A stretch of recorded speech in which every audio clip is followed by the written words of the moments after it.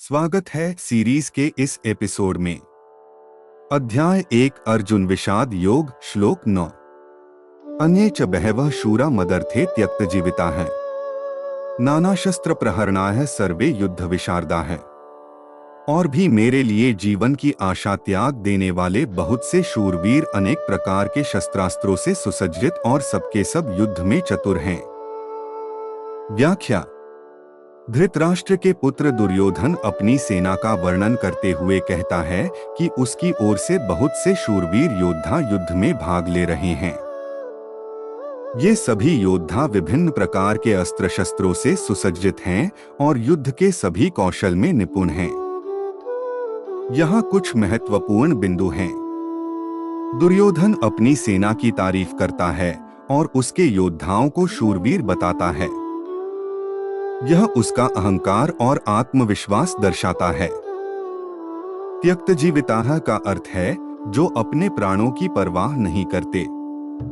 यह योद्धाओं के त्याग और समर्पण भाव को दर्शाता है। नाना शस्त्र प्रहरणाः बताता है कि सैनिक विविध प्रकार के हथियारों से लैस हैं।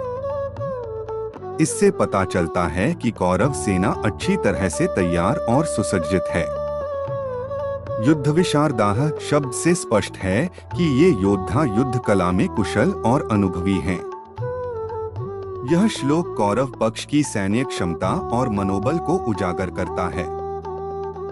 दुर्योधन को अपनी सेना पर पूरा भरोसा है, लेकिन साथ ही यह उसके अहंकार और अत्यात्म विश्वास को भी दर्शाता है जो आगे उसके पतन का कारण बनेगा। यह श्लोक केवल कौरव सेना की ताकत ही नहीं दर्शाता, बल्कि दुर्योधन के अहंकार और अंदर छिपे भय को भी प्रकट करता है। बाहरी शक्ति और संसाधनों के बावजूद धर्म के विरुद्ध खड़े होने का परिणाम अंततः पराजय ही होता है।